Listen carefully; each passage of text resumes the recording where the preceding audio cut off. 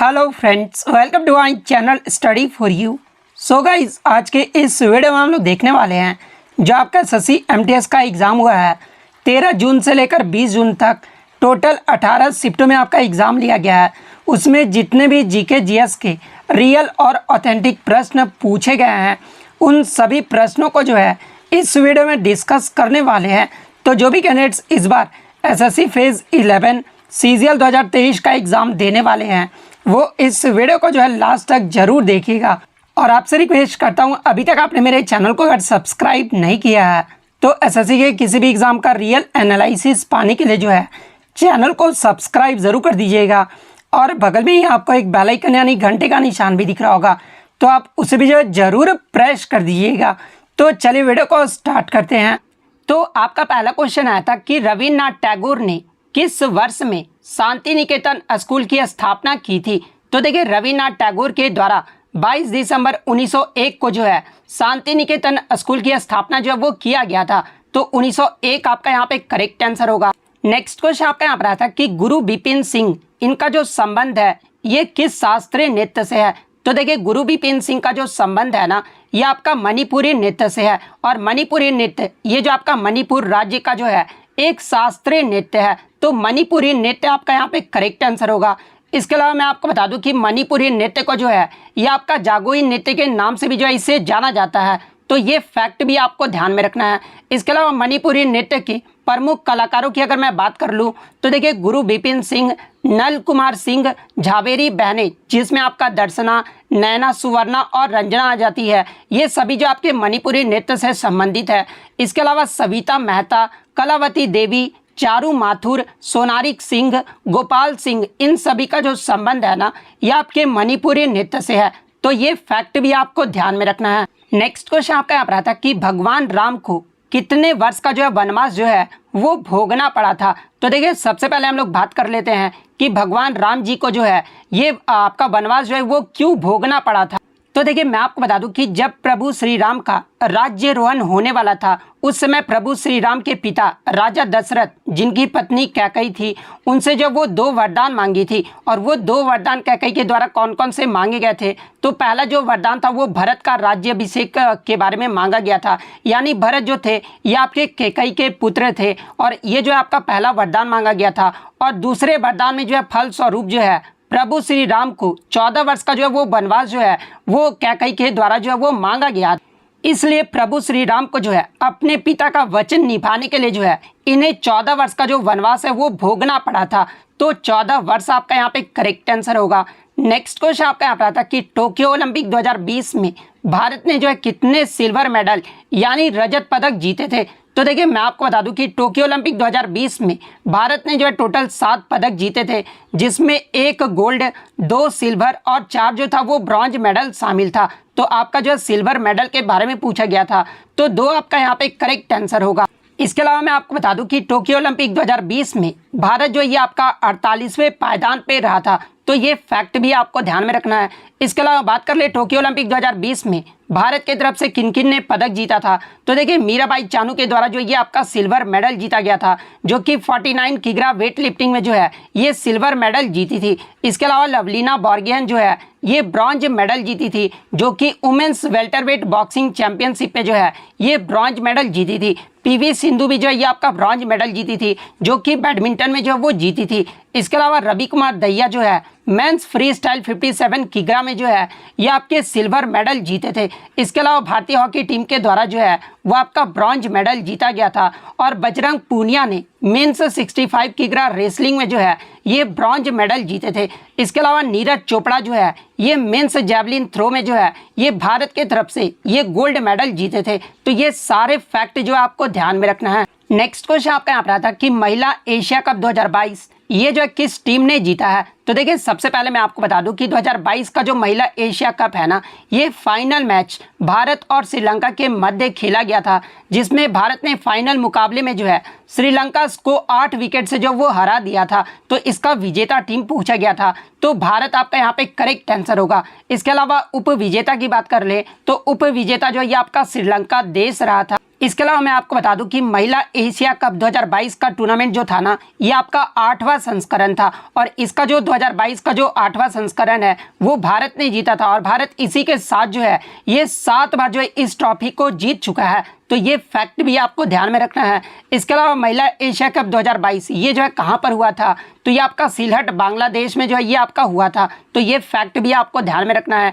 इसके अलावा पुरुष एशिया कप की बात कर ले तो देखिए पुरुष एशिया कप 2022 का जो विजेता टीम है ना, ये आपका श्रीलंका देश रहा है और श्रीलंका जो ये आपका 6वां खिताब जो है वो जीत चुका है। इसके अलावा बात कर ले पुरुष एशिया कप 2022 ये जो है कहाँ पर आयोजित किया गया था, तो ये आपका UAE यानी संयुक्त अरब अमीरात में जो है ये आपका खेला गया था। इसके अलावा मैन ऑफ द सीरीज जो रहे थे ये आपके श्रीलंका के वानिंदु हसरंगा रहे थे। सबसे ज़्यादा जो रन है ये पाकिस्तान के खिलाड़ी मोहम्मद रिजवान के द्वारा मारा गया था और सबसे ज़्यादा जो विकेट है ये भारत के भुवनेश्वर कुमार ने लिया था, जो कि पूरे टूर्नामेंट में जो वो 11 विकेट लिए थे। तो ये फैक्ट भी आपको ध्यान में रखना है। नेक्स्ट क्वेश्चन आपका आ रहा था कि 2011 की जनगणना के अनुसार भारत में किस राज्य का जो लिंगानुपात यानी सेक्स रेशियो जो है वो सबसे कम रहा था। तो देखिए सबसे पहले हम लोग बात कर लेते हैं लिंगानुपात होता क्या है, क्योंकि एग्जाम में जो है लिंगानुपात यानी सेक्स रेशियो का जो है फॉर्मूला पूछा जाता है। तो देखिए मैं आपको बता दूं कि लिंगानुपात जो है ये प्रति 1000 पुरुषों पर महिलाओं की जो संख्या है ना, इसे ही जो है वो आपका लिंगानुपात कहा जाता है। और 2011 की जनगणना के अनुसार भारत के हरियाणा राज्य में जो है सबसे कम लिंगानुपात रहा था। लिंगानुपात हरियाणा का कितना रहा था, तो ये आपका 1000 पुरुषों पर जो है वो आपके 877 महिलाएं थी, यानी हरियाणा का जो लिंगानुपात है वो 877 रहा था।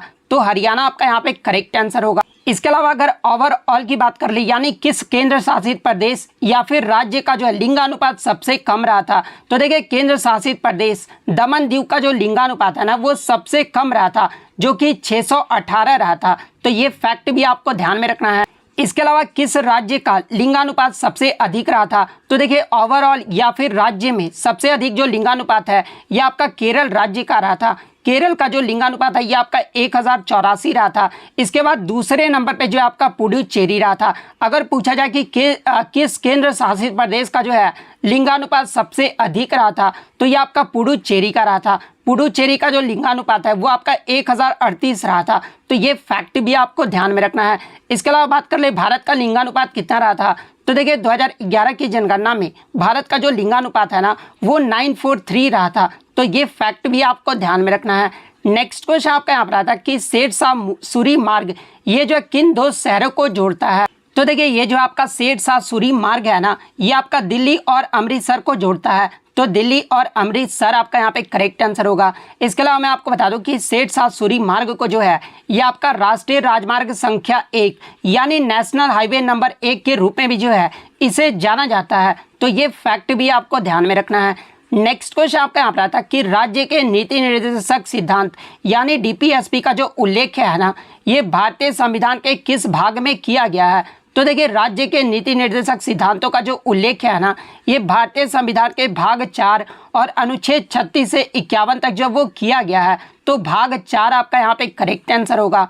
नेक्स्ट क्वेश्चन आपका यहाँ पर आता है कि अनुच्छेद 51A ये जो है किससे संबंधित है, तो देखिए संविधान का अनुच्छेद 51A जो है ये आपका मौलिक कर्तव्यों से संबंधित है। तो फंडामेंटल ड्यूटीज आपका करेक्ट आंसर होगा। इसके अलावा अगर भाग की बात कर ले तो देखिए भाग 4A जो है ये आपका मौलिक कर्तव्यों से संबंधित है। तो ये फैक्ट भी आपको ध्यान में रखना है। इसके अलावा बात कर ले मौलिक कर्तव्य को जो है ये किस देश के संविधान से लिया गया है, तो देखिए मौलिक कर्तव्य को जो है ये आपका सोवियत संघ यानी रूस देश के संविधान से जो है इसे लिया गया है। और वर्तमान में मौलिक कर्तव्यों की संख्या कितनी है, तो देखिए वर्तमान में जो आपके 11 मौलिक कर्तव्य है।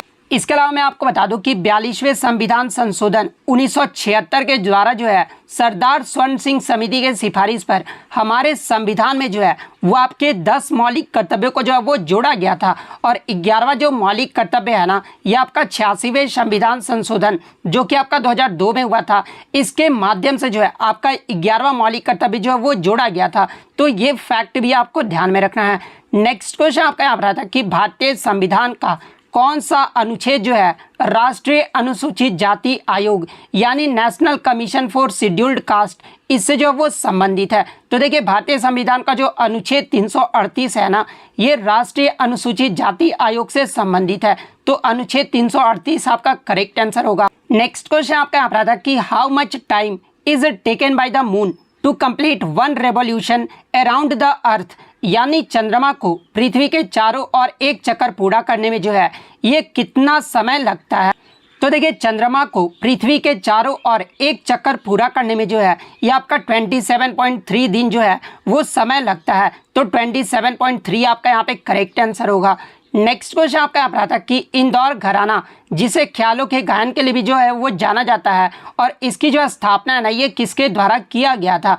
तो देखिए इंदौर घराने की जो स्थापना है ना ये उस्ताद आमिर खान के द्वारा किया गया था। तो आमिर खान आपका यहाँ पे करेक्ट आंसर होगा।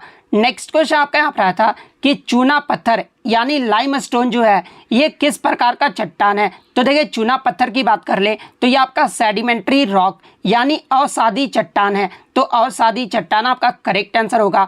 इसके अलावा मैं आपको बता दूं कि ये जो आपके चूना पत्थर होते हैं ना ये आपके कैल्शियम कार्बोनेट के बने होते हैं। एग्जाम में जो आपका चूना पत्थर का जो है केमिकल फार्मूला पूछा जाता है, तो देखिए चूना पत्थर का जो केमिकल फार्मूला होता है ना वो आपका CaCO3 होता है। तो ये फैक्ट भी आपको ध्यान में रखना है। नेक्स्ट क्वेश्चन आपका यहाँ पर आता है कि which of the following is not a viviparous animal, यानी निम्नलिखित में से कौन सा जो है सजीव प्रजक यानी जरायु जंतु जो है वो नहीं है? तो देखिए मैं आपको बता दूं कि आपके जो है जरायुज प्राणी जो है वो किस प्रकार के होते हैं।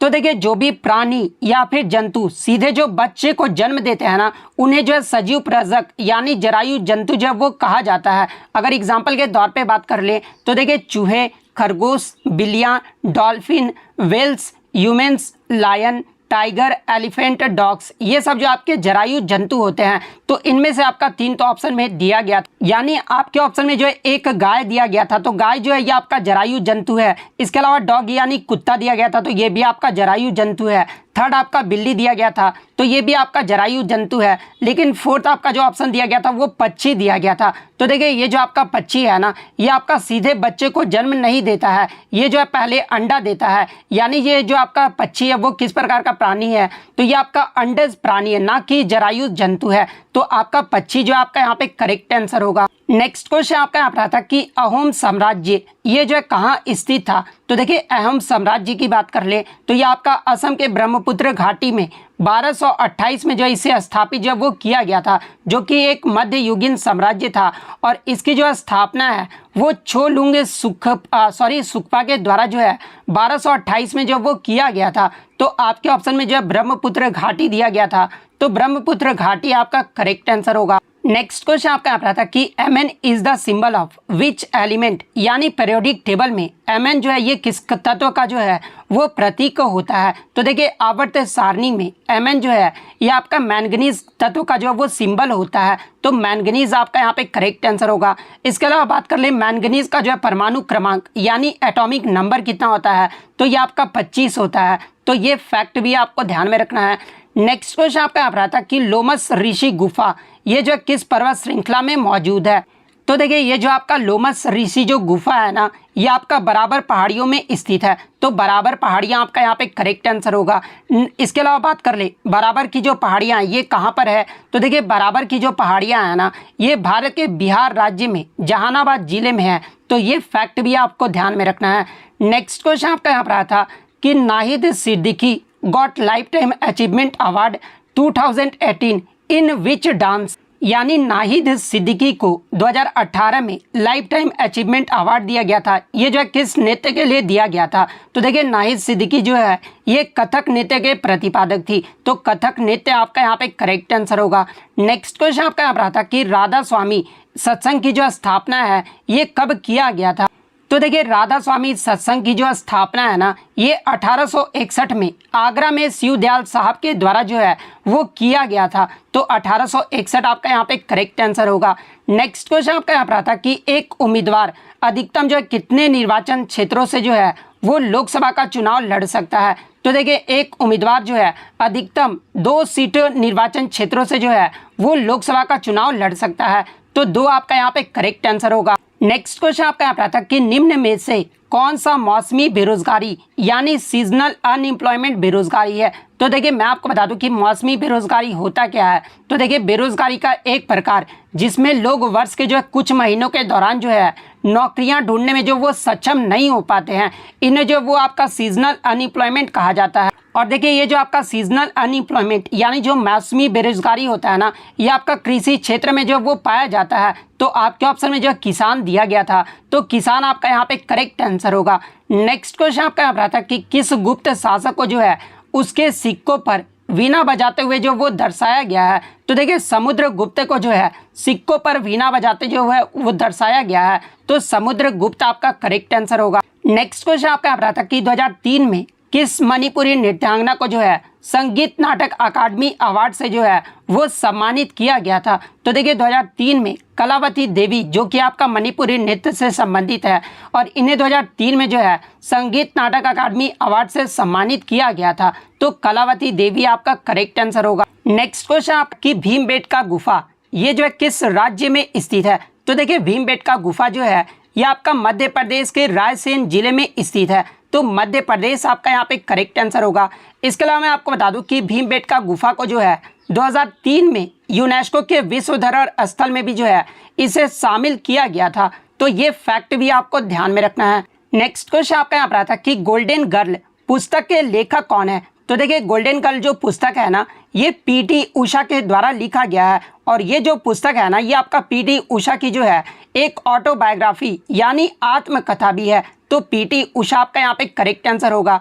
इसके अलावा मैं आपको बता दूं कि पीटी उषा को जो है ये पायोली एक्सप्रेस के नाम से भी जो है वो जाना जाता है। तो ये फैक्ट भी आपको ध्यान में रखना है। इसके अलावा मैं आपको बता दूं कि पीटी उषा ने जो है 1985 में एशियाई खेल जो कि आपका जकार्ता में हुआ था, उसमें जो है भारत की तरफ से जो ये 5 स्वर्ण पदक भी जो है वो जीती थी। तो ये फैक्ट भी आप ध्यान में रखिएगा। इसके अलावा मैं आपको बता दूं कि पीटी उषा को जो है 1983 में अर्जुन पुरस्कार से सम्मानित किया गया था और 1985 में इन्हें जो पद्मश्री पुरस्कार से भी जो वो सम्मानित किया गया है। तो ये फैक्ट भी आपको ध्यान में रखना है।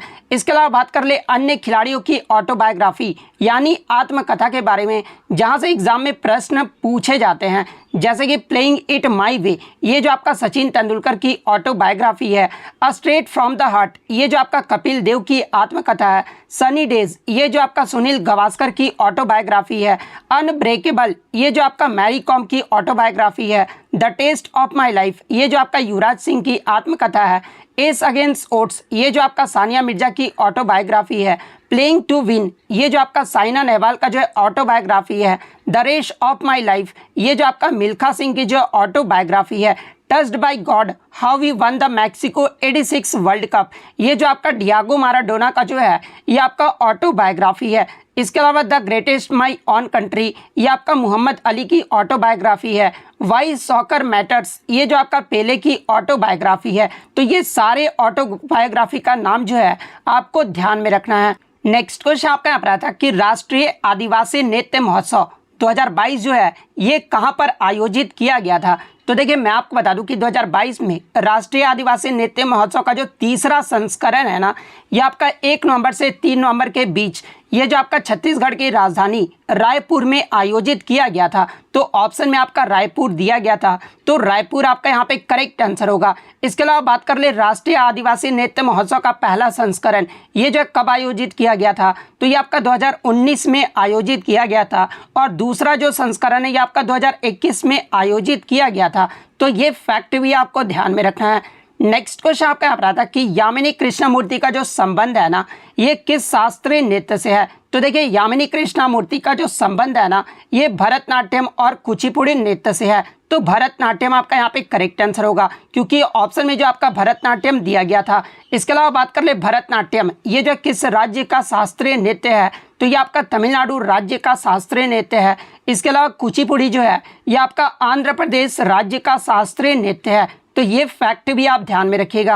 इसके अलावा मैं आपको बता दूं कि यामिनी कृष्णमूर्ति को 1968 में जो है पद्मश्री पुरस्कार से सम्मानित किया गया था।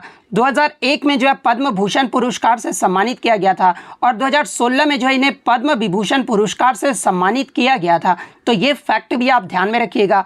इसके अलावा अन्य प्रमुख कलाकार की बात कर ले तो देखिए, अगर भरतनाट्यम नृत्य की बात कर ले तो कृष्णा अय्यर, रुक्मणी देवी अरुणडेल, यामिनी कृष्णमूर्ति, लक्ष्मी विश्वनाथन, पद्म सुब्रमण्यम, मृणालिनी साराभाई, मल्लिका साराभाई, इन सभी का जो संबंध है ना, ये आपके भरतनाट्यम नृत्य से है। वहीं अगर कुचिपुड़ी नृत्य के प्रमुख कलाकार की बात कर ले तो बाला सरस्वती, रागिनी देवी, राधा रेड्डी और राजा रेड्डी, यामिनी कृष्णमूर्ति, इंद्रानी रहमान, इन सभी का जो संबंध है ना, वो आपके कुचिपुड़ी नृत्य से है। तो ये फैक्ट भी आप ध्यान में रखिएगा। नेक्स्ट क्वेश्चन आपका यहाँ पर आता है कि 42वें संविधान संशोधन अधिनियम 1976 के द्वारा कितने मौलिक कर्तव्यों की सूची को जो है संविधान में शामिल किया गया था। तो देखिए, मैं आपको बता दूं कि मूल संविधान यानी जब हमारा संविधान बन रहा था उस समय मौलिक कर्तव्यों की जो है कोई भी सूची जो है वो नहीं था। और ये जो आपका 42वें संविधान संशोधन अधिनियम 1976 के द्वारा सरदार स्वर्ण सिंह समिति के सिफारिश पर जो है हमारे संविधान में 10 मौलिक कर्तव्यों को जो है वो शामिल किया गया था। तो 10 मौलिक कर्तव्य आपका यहाँ पे करेक्ट आंसर होगा। इसके अलावा बात कर ले वर्तमान में मौलिक कर्तव्यों की संख्या कितनी है। तो देखिए, वर्तमान में मौलिक कर्तव्यों की जो संख्या है ना, वो आपका 11 मौलिक कर्तव्य है। यानी अगर एग्जाम में पूछा जाए 11वां मौलिक कर्तव्य जो है ये कब जोड़ा गया था, तो देखिए 11वां जो मौलिक कर्तव्य है ना, ये आपके 86वें संविधान संशोधन अधिनियम 2002 के माध्यम से जो है 11वें मौलिक कर्तव्य को जो है वो जोड़ा गया था। इसके अलावा बात कर ले मौलिक कर्तव्य को जो है किस भाग और किस अनुच्छेद में रखा गया है। तो देखिए, मौलिक कर्तव्य को जो है ये आपका भाग 4A और अनुच्छेद 51A में जो है वो रखा गया है। इसके अलावा प्रीवियस शिफ्टों में आपके DPSP के बारे में पूछा गया था। तो देखिए, DPSP जो है ये आपका भाग 4 और अनुच्छेद 36 से 50 तक 51 तक जो है ये आपका DPSP को रखा गया है। तो ये फैक्ट भी आपको ध्यान में रखना है। नेक्स्ट क्वेश्चन आपका यहाँ पर आता है कि निम्नलिखित में से कौन जो है काकोरी कांड षड्यंत्र में जो है वो शामिल थे। तो देखिए, अगर काकोरी षड्यंत्र की बात कर ले तो देखिए, काकोरी जो षड्यंत्र था ना, एक ट्रेन डकैती था जो कि आपका 9 अगस्त 1925 को उत्तर प्रदेश के लखनऊ के पास जो है काकोरी नामक गांव में ब्रिटिश राज के खिलाफ भारतीय स्वतंत्रता आंदोलन के क्रांतिकारियों के द्वारा जो है इसे किया गया था। इसके अलावा मैं आपको बता दूं कि हाल ही में उत्तर प्रदेश सरकार के द्वारा जो है काकोरी कांड का नाम बदलकर जो है ये काकोरी ट्रेन एक्शन जो है वो कर दिया गया है। और देखिए, काकोरी कांड में जो आपके प्रमुख क्रांतिकारी जो शामिल थे वो आपके राम प्रसाद बिस्मिल थे, अशफाक उल्ला खान थे, राजेंद्र लाहिड़ी थे, केशव चक्रवर्ती, मुकुंद लाल और बनवारी लाल, ये सब क्रांतिकारी जो वो शामिल थे। तो आपके ऑप्शन में जो है राम प्रसाद बिस्मिल दिया गया था। तो राम प्रसाद बिस्मिल आपका करेक्ट आंसर होगा। नेक्स्ट क्वेश्चन आपका यहाँ पर आता है कि डिवाइन टाइड्स एल्बम के लिए 2022 का जो ग्रैमी अवार्ड है ना, ये किसे मिला है। तो देखिए, डिवाइन टाइड्स एल्बम के लिए 2022 का जो ग्रैमी अवार्ड है ना, ये भारतीय मूल के रिकी केज को जो वो दिया गया है और ये जो इनका दूसरा ग्रैमी अवार्ड है। यानी अगर पहले ग्रैमी अवार्ड की बात कर ले तो देखिए, इनको जो पहला ग्रैमी अवार्ड है ना, ये 2015 में दिया गया था। और किस एल्बम के लिए दिया गया था। तो देखिए, महात्मा गांधी और नेल्सन मंडेला पर आधारित ये जो आपका एल्बम था ना, वो आपका विंड्स ऑफ समसारा, इस एल्बम के लिए जो है इन्हें 2015 का पहला ग्रैमी अवार्ड भी जो है वो दिया गया था। तो ये फैक्ट भी आपको ध्यान में रखना है। और देखिए, मैं आपको बता दूं कि 2022 में जो आपका ग्रैमी अवार्ड दिया गया था, ये आपका 64वें वार्षिक ग्रैमी अवार्ड्स था, जिसमें भारतीय सिंगर फाल्गुनी शाह को भी जो है वो ग्रैमी अवार्ड दिया गया था। और इनको किस एल्बम के लिए दिया गया था। तो कलरफुल वर्ल्ड एल्बम के लिए जो है इन्हें फाल्गुनी शाह को ग्रैमी अवार्ड जो वो दिया गया था। तो ये फैक्ट भी आपको ध्यान में रखना है। इसके अलावा बात कर ले ये जो इसका आयोजन कहाँ पर किया गया था। तो देखिए, 64वें वार्षिक ग्रैमी अवार्ड्स का जो आयोजन है ना, ये आपका लास वेगस में जब वो किया गया था। तो ये फैक्ट भी आपको ध्यान में रखना है। नेक्स्ट क्वेश्चन आपका यहाँ पर आता है कि दिलवाड़ा मंदिर ये जो है किस धर्म से संबंधित है। तो देखिए, दिलवाड़ा मंदिर की बात कर ले तो ये आपका 5 मंदिरों का एक समूह है, जो कि आपका राजस्थान के सिरोही जिले के जो है माउंट आबू नगर में स्थित है। और ये जो आपका जैन धर्म से संबंधित एक मंदिर है। तो जैन धर्म आपका करेक्ट आंसर होगा। नेक्स्ट क्वेश्चन आपका यहाँ पर आता है कि लाडली लक्ष्मी योजना 2.0 2022 में जो है ये किस राज्य सरकार के द्वारा इसे जो वो शुरू किया गया है। तो देखिए लाडली लक्ष्मी योजना 2.0 2022 में जो है ये आपका मध्य प्रदेश सरकार के द्वारा जो है वो शुरू किया गया है। तो मध्य प्रदेश सरकार आपका यहाँ पे करेक्ट आंसर होगा। इसके अलावा आप कमेंट करके बताइएगा कि वर्तमान में मध्य प्रदेश सरकार राज्य के जो है आपके जो है गवर्नर यानी आपके जो है राज्यपाल जो है वो कौन है, और आप मुख्यमंत्री का भी नाम जो है वो कमेंट करके जरूर बताइएगा। इसके अलावा मैं आपको बता दूं कि लाडली लक्ष्मी योजना 2.0 का जो मुख्य उद्देश्य है ना वो आपके मध्य प्रदेश में जो आर्थिक रूप से कमजोर परिवार की जो बेटियां हैं उन्हें आर्थिक सहायता प्रदान करना है। और इस योजना के माध्यम से मध्य प्रदेश राज्य सरकार जो है बालिकाओं को 1,18,000 रुपये का जो आर्थिक सहायता है ना वो प्रदान करेगा। तो ये फैक्ट भी आप ध्यान में रखिएगा। नेक्स्ट क्वेश्चन आपका यहाँ पर आता है कि राइडर कप ये जो किस खेल से संबंधित है। तो देखिए राइडर कप की बात कर ले तो ये आपका गोल्फ खेल से संबंधित है। तो गोल्फ आपका यहाँ पे करेक्ट आंसर होगा। इसके अलावा गोल्फ खेल से संबंधित अन्य ट्रॉफी या फिर आपके कप की बात कर ले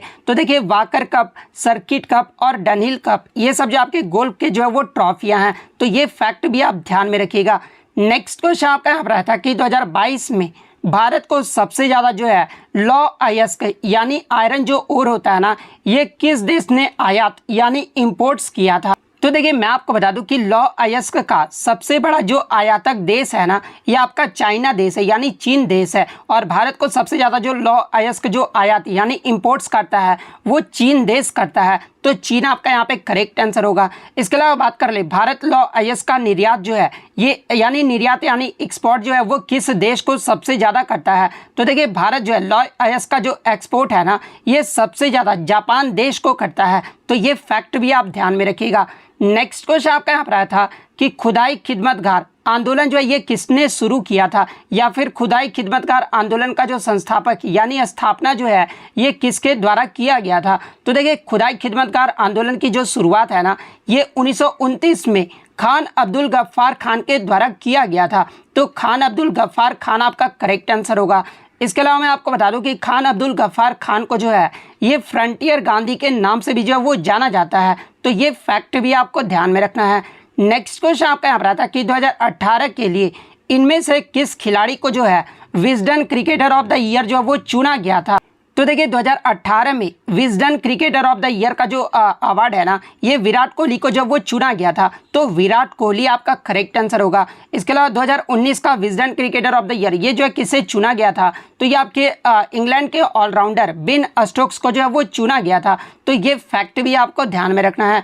नेक्स्ट क्वेश्चन आपका यहाँ पर था कि इनमें से कौन सी पुस्तक जो है रघुराम राजन के द्वारा लिखा गया है। तो देखिए मैं आपको बता दूं कि रघुराम राजन के बारे में तो देखिए रघुराम राजन ये एक भारतीय अर्थशास्त्री और आरबीआई के जो है ये 23वें गवर्नर थे। वहीं अगर 24वें गवर्नर की बात कर ले आरबीआई के कौन थे तो ये आपके उर्जित पटेल थे। इसके अलावा वर्तमान में जो आपके आरबीआई के गवर्नर है ये आपके शक्तिकांत दास है और ये कितने नंबर के हैं तो ये आपके 25वें नंबर के हैं। तो ये फैक्ट भी आपको ध्यान में रखना है।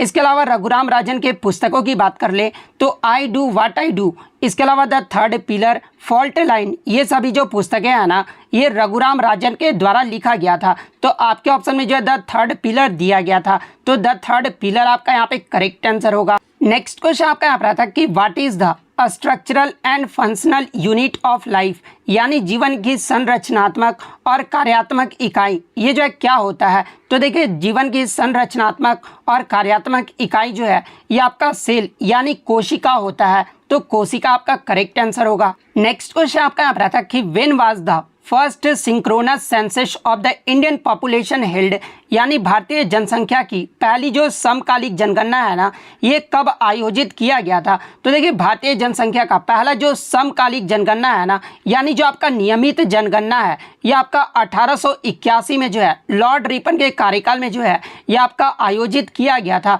तो 1881 आपका करेक्ट आंसर होगा। या फिर कुछ बच्चों ने बताया कि ये क्वेश्चन पूछा गया था कि भारत का पहला जो आपका गैर समकालिक जनगणना जो है ये किस वर्ष आयोजित किया गया था। यानी जो आपका बिना नियमित जनगणना था जो भारत में पहली जो जनगणना हुआ था वो आपका 1872 में हुआ था जो कि आपका गैर समकालिक जनगणना था। तो अगर ये पूछा गया था तो 1872 आपका करेक्ट आंसर होगा जो कि आपका लॉर्ड मेयो के शासनकाल में जो है ये आयोजित किया गया था। तो ये फैक्ट भी आप ध्यान में रखिएगा। इसके अलावा 2011 की जनगणना की बात कर ले तो देखिए 2011 की जनगणना आपका स्वतंत्रता के बाद जो है ये आपका 7वीं जनगणना था, और ऐसे ओवरऑल अगर बात कर ले तो ये आपका 15वीं जनगणना था। तो ये फैक्ट भी आप ध्यान में रखिएगा।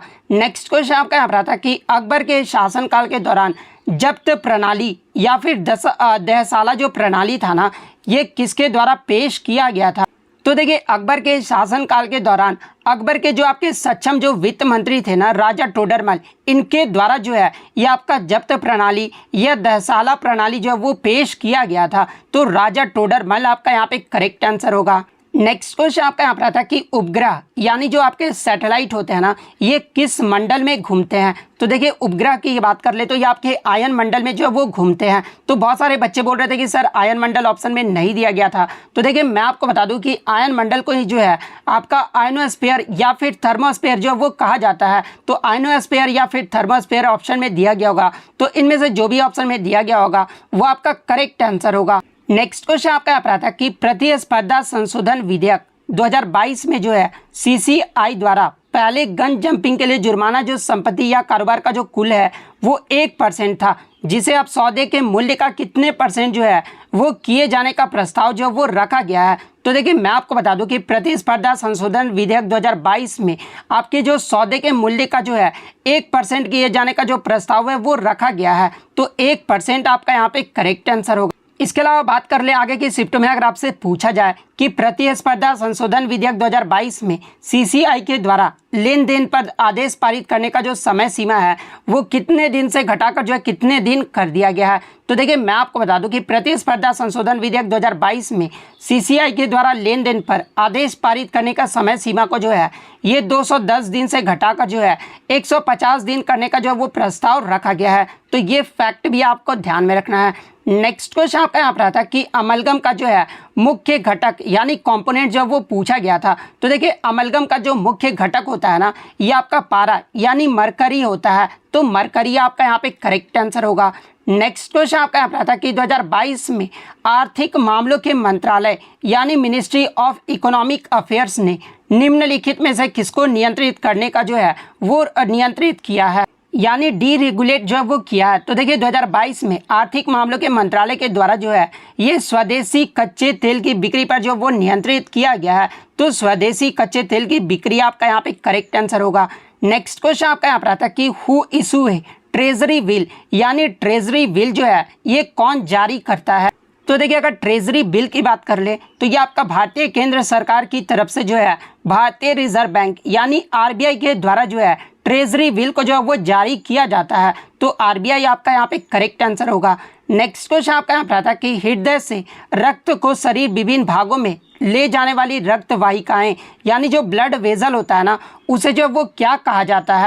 तो देखिए, हृदय से रक्त को शरीर के विभिन्न भागों में ले जाने वाली ब्लड वेजल्स को जो है ये आपका आर्टरीज यानी धमनियां जो है वो कहा जाता है। तो आर्टरीज आपका यहाँ पे करेक्ट आंसर होगा। क्वेश्चन आया था कि लाइफ ऑफ पाई नामक पुस्तक के लेखक कौन है? तो देखिए, लाइफ ऑफ पाई नामक ये जो उपन्यास है ना, ये आपका यान मार्टेल के द्वारा लिखा गया है। तो यान मार्टेल आपका यहाँ पे करेक्ट आंसर होगा। इसके अलावा मैं आपको बता दूं कि ये जो आपका लाइफ ऑफ पाई नामक जो उपन्यास है ना, ये आपका 2001 में प्रकाशित किया गया था, और ये आपका कनाडा का एक काल्पनिक साहसिक उपन्यास है। तो ये फैक्ट भी आपको ध्यान में रखना है।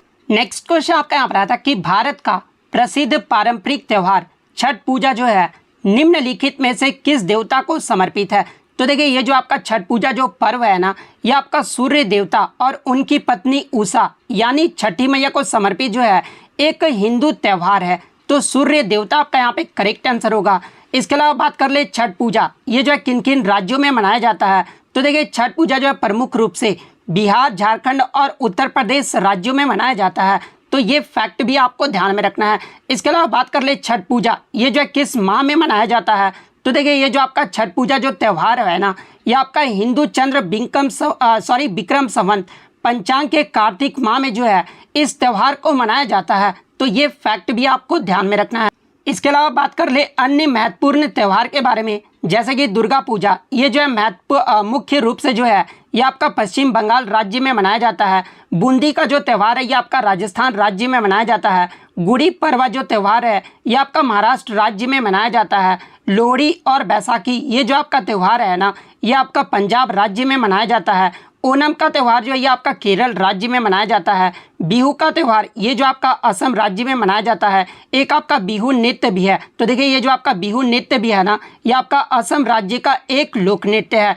इसके अलावा उगादी त्यौहार की बात कर ले तो उगादी जो त्यौहार है ये आपका आंध्र प्रदेश राज्य में मनाया जाता है। तो ये सारे फैक्ट जो है आपको ध्यान में रखना है। नेक्स्ट क्वेश्चन आपका यहाँ पर आता है कि पंथी इनमें से किस राज्य का लोक नृत्य है। तो देखिए पंथी नृत्य की बात कर ले तो ये आपका छत्तीसगढ़ राज्य का एक लोक नृत्य है। तो छत्तीसगढ़ आपका यहाँ पे करेक्ट आंसर होगा। इसके अलावा मैं आपको बता दूं कि ये जो आपका पंथी नृत्य है ना, ये मुख्य रूप से छत्तीसगढ़ के सतनामी समुदाय के द्वारा जो है इस नृत्य को किया जाता है। तो ये फैक्ट भी आपको ध्यान में रखना है। इसके अलावा छत्तीसगढ़ के अन्य महत्वपूर्ण लोक नृत्य की बात कर ले तो सेला नृत्य, कर्मा नृत्य, सुवा नाचा नृत्य, राउत नाचा नृत्य, हुलके नृत्य, गौरा नृत्य, सरहुल नृत्य और गेंडी नृत्य, ये सभी जो नृत्य है ना, ये आपके छत्तीसगढ़ के अन्य लोक नृत्य हैं। अब देखिए बहुत सारे बच्चे जो है यहाँ पर कंफ्यूज रहते हैं। बहुत सारे बच्चे बोलते हैं सर सरहुल नृत्य तो ये आपका झारखंड का नृत्य है, लेकिन मैं आपको बता दूं कि जब आपका सरहुल नृत्य रहे ना तो ये आपका छत्तीसगढ़ का जो वो लोक नृत्य है। जब आपका सरहुल त्यौहार रहे तो ये आपका झारखंड का जो वो त्यौहार है। तो ये फैक्ट आप ध्यान में रखिएगा। इसके अलावा राउत नाचा भी जो है बहुत सारे बच्चे कंफ्यूज रहते हैं। एक आपका रऊफ होता है, एक आपका राउत नाचा होता है। तो राउत नाचा ये जो आपका छत्तीसगढ़ का लोक नृत्य है और ये जो आपका रऊफ जो नृत्य है ना, ये आपका जम्मू कश्मीर का लोक नृत्य है। तो ये फैक्ट भी आप ध्यान में रखिएगा। नेक्स्ट क्वेश्चन आपका यहाँ पर आता कि अकबरनामा जो पुस्तक है ना, ये किसके द्वारा लिखा गया है। तो देखिए मैं आपको बता दूं कि अकबरनामा को जो है ये आपका आईने अकबरी भी जो है वो कहा जाता है। और ये जो पुस्तक है ना, ये आपका अबुल फजल के द्वारा लिखा गया था। तो अबुल फजल आपका यहाँ पे करेक्ट आंसर होगा। इसके अलावा मैं आपको बता दूं कि ये जो आपके अबुल फजल थे ना, ये अकबर के 9 रत्नों में से एक थे। तो ये फैक्ट भी आपको ध्यान में रखना है। इसके अलावा प्राचीन काल के अन्य महत्वपूर्ण पुस्तक और उनके लेखक के बारे में देख लेते हैं, जहाँ से एग्जाम में प्रश्न पूछे जाते हैं। जैसे कि अष्टाध्यायी जो पुस्तक है ना, ये आपका पाणिनि के द्वारा लिखा गया था। रामायण जो पुस्तक है ये आपका वाल्मीकि के द्वारा लिखा गया था। महाभारत जो है ये आपका वेद व्यास के द्वारा लिखा गया था। अर्थशास्त्र जो पुस्तक है ये आपका चाणक्य के द्वारा लिखा गया था। बुद्ध चरित जो पुस्तक है ना, ये आपका अश्वघोष के द्वारा लिखा गया था। कुमार संभवन, अभिज्ञान शकुंतलम और ये जो आपका पुस्तक है ना, ये आपका जो है कालिदास के द्वारा लिखा गया था। यानी कुमार संभवन, अभिज्ञान शकुंतलम और मेघदूत, ये जो तीनों पुस्तक है ना, ये आपका कालिदास के द्वारा लिखा गया था। इसके अलावा जो आपका नाट्य शास्त्र जो पुस्तक है ना, ये आपका भरत मुनि के द्वारा लिखा गया था। पंचतंत्र पुस्तक की बात कर ले तो ये आपका विष्णु शर्मा के द्वारा लिखा गया था। हर्ष चरित्र और कादम्बरी, ये दोनों जो पुस्तक है ना, ये आपका बाण भट्ट के द्वारा लिखा गया था। गीत गोविंद जो पुस्तक है ये आपका जयदेव के द्वारा लिखा गया था। पृथ्वीराज रासो, ये जो आपका चंद्रवरदाई के द्वारा लिखा गया था। और राजतरंगिणी जो पुस्तक है ना, ये आपका कल्हण के द्वारा लिखा गया था। तो ये सारे फैक्ट जो है आपको ध्यान में रखना है। नेक्स्ट क्वेश्चन आपका यहाँ पर आता कि इनमें से कौन से खिलाड़ी का जो संबंध है ना, वो रेसलिंग यानी कुश्ती से है। जहाँ पे ऑप्शन में आपका जो है नीरज चोपड़ा, इसके अलावा विश्वनाथन आनंद, साक्षी मलिक और इसके अलावा साइना नेहवाल दिया गया था। तो देखिए मैं आपको बता दूं कि साक्षी मलिक का जो संबंध है ना, ये आपका रेसलिंग यानी कुश्ती से है। तो साक्षी मलिक आपका यहाँ पे करेक्ट आंसर होगा। इसके अलावा अगर साक्षी मलिक की बात कर ले तो देखिए साक्षी मलिक पहली भारतीय महिला पहलवान थी जिन्होंने 2016 के रियो ओलंपिक में जो है कुश्ती में कांस्य पदक यानी ब्रॉन्ज मेडल जो है वो जीती थी। इसके अलावा मैं आपको बता दूं कि 2016 में साक्षी मलिक को जो है राजीव गांधी खेल रत्न पुरस्कार, जिसका नाम 6 अगस्त 2021 को बदलकर जो है मेजर ध्यानचंद खेल रत्न पुरस्कार कर दिया गया था। तो इन्हें जो है आपका राजीव गांधी खेल रत्न पुरस्कार भी दिया जा चुका है, जो कि 2016 में दिया गया था। और 2017 में इन्हें जो है पद्मश्री पुरस्कार से भी जो है वो सम्मानित किया गया था। तो ये फैक्ट भी आपको ध्यान में रखना है। इसके अलावा अन्य रेसलिंग यानी पहलवान की बात कर ले तो देखिए विनेश फोगाट, बबीता कुमारी, कविता देवी, इन सभी का जो संबंध है ना, ये आपके कुश्ती यानी पहलवानी से है। तो ये फैक्ट भी आपको ध्यान में रखना है। नेक्स्ट क्वेश्चन आपका यहाँ पर आता है कि which is the largest planet in our solar system, यानी सौर मंडल में जो है सबसे बड़ा ग्रह कौन सा है। तो देखिए सौरमंडल का जो सबसे बड़ा ग्रह है ना, ये आपका जुपिटर यानी बृहस्पति है। तो बृहस्पति आपका यहाँ पे करेक्ट आंसर होगा। इसके अलावा मैं आपको बता दूं कि बृहस्पति को जो है ये आपका शीतकालीन ग्रह के रूप में भी जाना जाता है, क्योंकि इसका जो औसत टेम्परेचर है ना ये बहुत कम होता है। कितना होता है इसका औसत टेम्परेचर? तो -148 डिग्री सेल्सियस होता है। तो ये फैक्ट भी आपको ध्यान में रखना है। इसके अलावा मैं आपको बता दूं कि बृहस्पति का जो है अपना एक उपग्रह भी है, जिसका नाम क्या है? तो वो आपका गैनीमेड है, और ये जो आपका सौरमंडल का जो है सबसे बड़ा उपग्रह है। तो ये फैक्ट भी आपको ध्यान में रखना है। इसके अलावा बात कर ले सौरमंडल में सबसे छोटा जो ग्रह है वो कौन सा है? तो देखिए सौरमंडल में जो सबसे छोटा ग्रह है ना ये आपका बुध ग्रह है। तो ये फैक्ट भी आपको ध्यान में रखना है। इसके अलावा मैं आपको बता दूं कि सूर्य से उनकी दूरी के अनुसार ग्रहों का क्रम अगर बात कर ले तो सबसे जो निकट है वो आपका बुध है, उसके बाद आपका शुक्र है, उसके बाद आपका पृथ्वी है, उसके बाद आपका मंगल है, उसके बाद आपका बृहस्पति है, उसके बाद शनि है, यूरेनस है और नेपच्यून है। तो ये क्रम भी आपको ध्यान में रखना है। इसके अलावा मैं आपको बता दूं कि प्रीवियस शिफ्ट में आपसे पूछा गया था कि इनमें से कौन सा जो है स्थलीय ग्रह जो है वो कहा जाता है। तो देखिए मैं आपको बता दूं कि बुध, शुक्र, पृथ्वी और मंगल को जो है स्थलीय ग्रह जो है वो कहा जाता है। इसके अलावा गैसीय ग्रह की बात कर ले तो बृहस्पति, शनि, यूरेनस और नेपच्यून को जो है ये गैसीय ग्रह कहा जाता है। तो ये फैक्ट भी आपको ध्यान में रखना है। नेक्स्ट क्वेश्चन आपका यहाँ पर आता कि जो आपका पंजाब में स्थित ये जो आपका शीश महल है ना जो कि आपका पटियाला में है, और इसको जो है वो किसने बनवाया था? तो देखिए मैं आपको बता दूं कि शीश महल, जिसे जो है द पैलेस ऑफ मिरर के नाम से जाना जाता है, और इसका जो निर्माण है ना 1847 में महाराज नरेंद्र सिंह के द्वारा करवाया गया था। तो नरेंद्र सिंह आपका यहाँ पे करेक्ट आंसर होगा। नेक्स्ट क्वेश्चन आपका यहाँ पर आता कि जयंती कुमारेश का जो संबंध है ना ये किस वाद्य यंत्र से है? तो देखिए जयंती कुमारेश का जो संबंध है ये आपका वीणा वाद्य यंत्र से है। तो वीणा वादक आपका करेक्ट आंसर होगा। इसके अलावा प्रसिद्ध अन्य वीणा वादक की बात कर ले तो एस बालाचंद्रन, कृष्ण भागवतार, बदरुद्दीन डागर, इन सभी का जो संबंध है ना ये आपके वीणा वाद्य यंत्र से है। तो ये फैक्ट भी आपको ध्यान में रखना है। नेक्स्ट क्वेश्चन आपका यहाँ पर आता कि एस सोमनाथ ये जो है किसके अध्यक्ष नियुक्त किए गए हैं?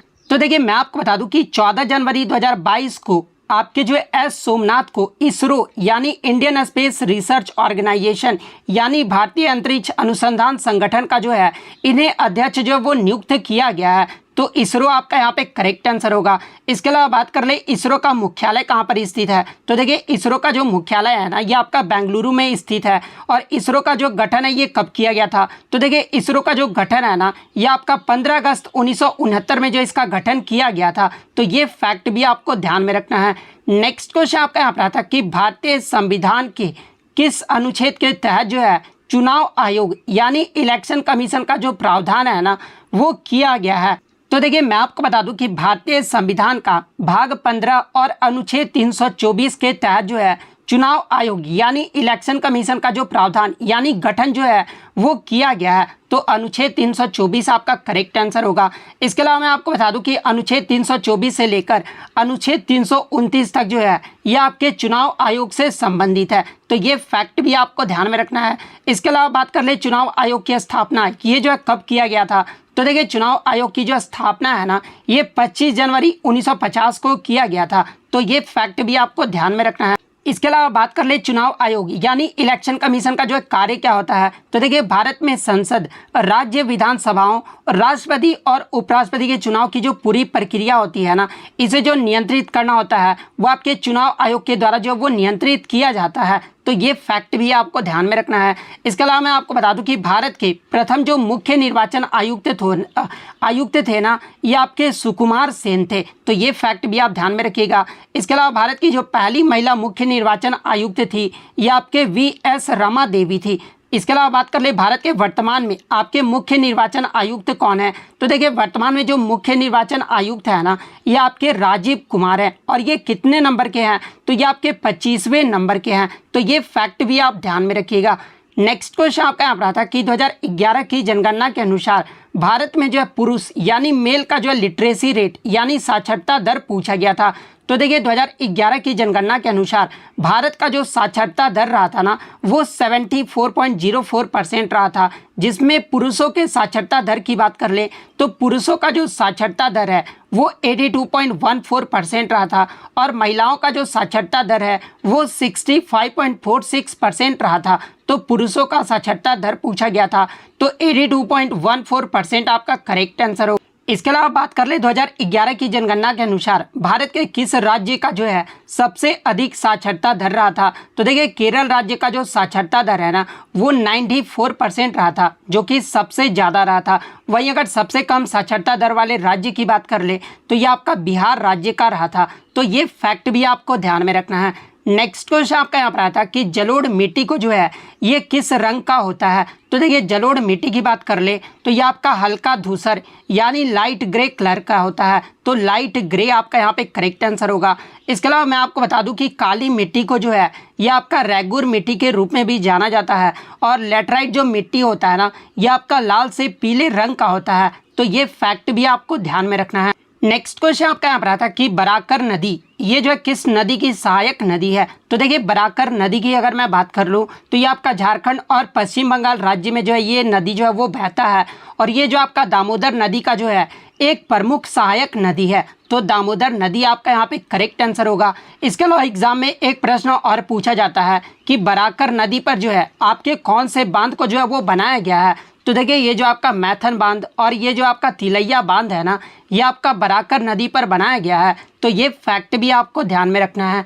नेक्स्ट क्वेश्चन आपका यहाँ रहा था कि गौतम बुद्ध ये जो है कौन से गणराज्य के थे। तो देखिए गौतम बुद्ध जो है ये आपके शाक्य गणराज्य के थे। तो शाक्य आपका करेक्ट आंसर होगा। इसके अलावा मैं आपको बता दूं कि गौतम बुद्ध जो है ये बौद्ध धर्म के संस्थापक तथा प्रवर्तक थे। गौतम बुद्ध का जो है जन्म पूछा जाता है तो देखिए गौतम बुद्ध का जो जन्म है ना ये 563 ईसा पूर्व लुम्बिनी नेपाल में हुआ था, और इनके पिता का जो नाम था वो आपका सुधोधन था, और गौतम बुद्ध के माता का जो नाम था ना ये आपका माया देवी यानी महामाया था। और गौतम बुद्ध के बचपन का नाम अगर पूछा जाए तो देखिए गौतम बुद्ध के बचपन का जो नाम था ना वो सिद्धार्थ था। तो ये फैक्ट भी आपको ध्यान में रखना है।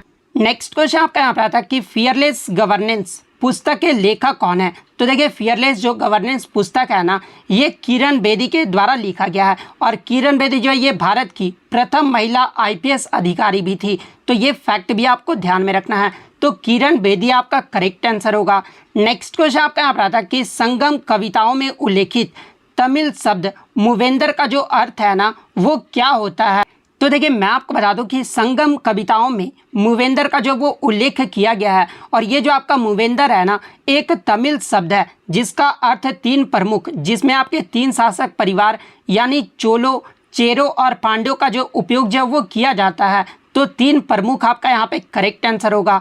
नेक्स्ट क्वेश्चन आपका यहाँ पर आता कि देव समाज की स्थापना शिव नारायण अग्निहोत्री के द्वारा जो है ये किस वर्ष में किया गया था। तो देखिए देव समाज की स्थापना की बात कर ले तो ये आपका 1887 में लाहौर में शिव नारायण अग्निहोत्री के द्वारा जो है इसकी स्थापना की गई थी। तो 1887 आपका यहाँ पे करेक्ट आंसर होगा।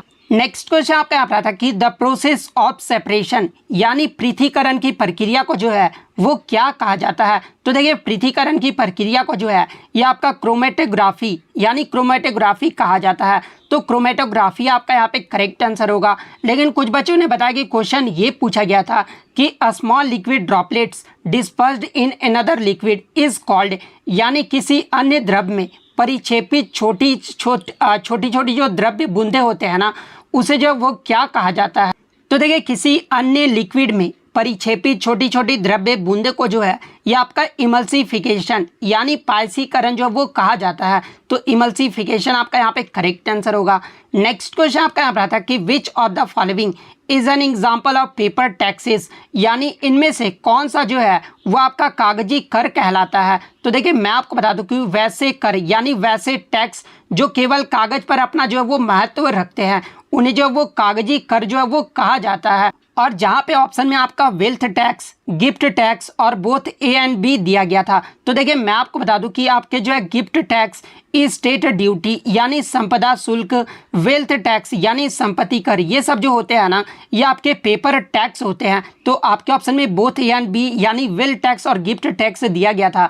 तो देखिए वेल्थ टैक्स और गिफ्ट टैक्स ये दोनों जो टैक्स होता है ना ये आपका पेपर टैक्स होता है। तो आपका option C both A and B आपका करेक्ट आंसर होगा। नेक्स्ट क्वेश्चन आपका यहाँ पर आता है कि टेंसाइल और compressive are example of which stress, यानी तन्यता और संपीड़ित ये जो है किस तनाव के उदाहरण है। तो देखिए टेंसाइल और कंप्रेसिव ये जो आपका लॉन्गिट्यूडनल स्ट्रेस यानी अनुदैर्ध्य तनाव के जो है वो उदाहरण है।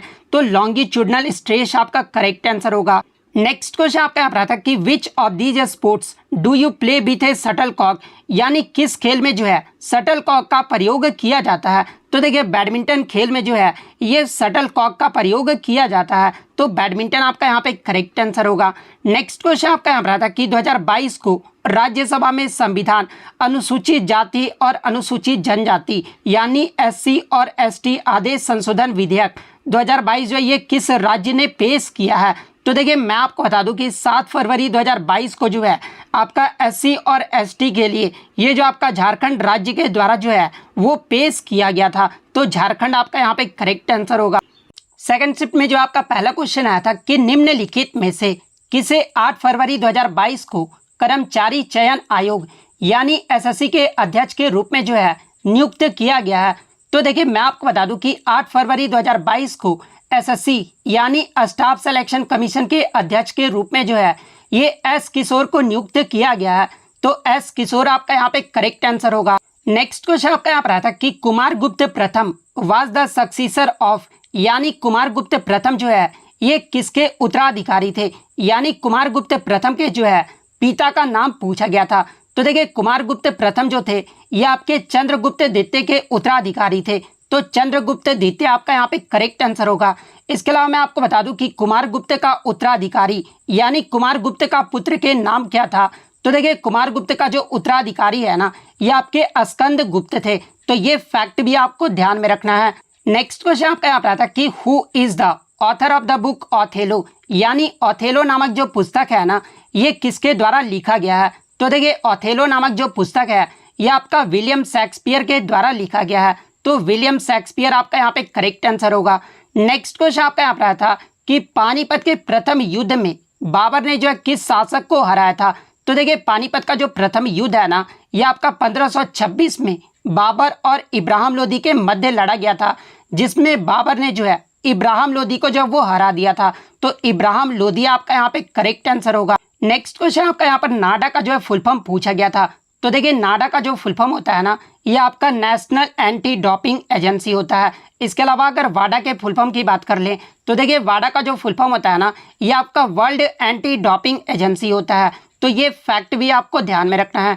नेक्स्ट क्वेश्चन आपका यहाँ पर आता है कि which organization regulates badminton games in India, यानी भारत में बैडमिंटन खेलों का जो नियमन है ना ये कौन सी संस्था करती है। तो देखिए भारत में बैडमिंटन खेलों का जो नियमन है ना ये आपका BAI यानी बैडमिंटन एसोसिएशन ऑफ इंडिया के द्वारा किया जाता है, तो बैडमिंटन एसोसिएशन ऑफ इंडिया आपका यहाँ पे करेक्ट आंसर होगा। इसके अलावा मैं आपको बता दूं कि भारत में क्रिकेट खेलों का जो नियमन है ना ये आपका BCCI के द्वारा किया जाता है, तो ये फैक्ट भी आपको ध्यान में रखना है। नेक्स्ट क्वेश्चन आपका यहाँ पर आता है कि who was the first female governor of Uttar Pradesh state, यानी उत्तर प्रदेश राज्य की पहली महिला राज्यपाल कौन थी। तो देखिए उत्तर प्रदेश राज्य की जो पहली महिला राज्यपाल है ना ये सरोजनी नायडू थी, तो सरोजनी नायडू आपका यहाँ पे करेक्ट आंसर होगा। नेक्स्ट क्वेश्चन आपका यहाँ पर आता है कि what is the natural colour of litmus paper, यानी लिटमस पेपर का जो है प्राकृतिक रंग पूछा गया था। तो देखिए लिटमस पेपर का जो प्राकृतिक रंग होता है ना वो आपका पर्पल कलर यानी बैगनी रंग का होता है, तो बैगनी रंग आपका यहाँ पे करेक्ट आंसर होगा। इसके अलावा मैं आपको बता दूं कि ये जो आपका एसिड होता है ना वो आपके ब्लू लिटमस पेपर को जो है ये आपका रेड लिटमस पेपर में कन्वर्ट कर देता है। इसके अलावा जो आपका बेस यानी जो आपका क्षार होता है ना वो आपके रेड लिटमस पेपर को जो है ये ब्लू लिटमस पेपर में जो वो कन्वर्ट कर देता है, तो ये फैक्ट भी आपको ध्यान में रखना है। नेक्स्ट क्वेश्चन आपका यहाँ पर आता है कि national literacy mission was launched in which year, यानी राष्ट्रीय साक्षरता मिशन जो है ये किस वर्ष शुरू किया गया था। तो देखिए राष्ट्रीय साक्षरता मिशन जो है ये आपका 1988 में शुरू किया गया था, तो 1988 आपका यहाँ पे करेक्ट आंसर होगा। नेक्स्ट क्वेश्चन आपका यहाँ पर आता है कि deep ocean mission was launched by which ministry, यानी डीप ओशन जो मिशन है ना ये किस मंत्रालय के द्वारा शुरू किया गया था। तो देखिए डीप ओशन मिशन जो है ये आपका अर्थ एंड साइंस मिनिस्ट्री यानी पृथ्वी विज्ञान मंत्रालय के द्वारा जो है इसे शुरू किया गया था, तो पृथ्वी विज्ञान मंत्रालय आपका करेक्ट आंसर होगा।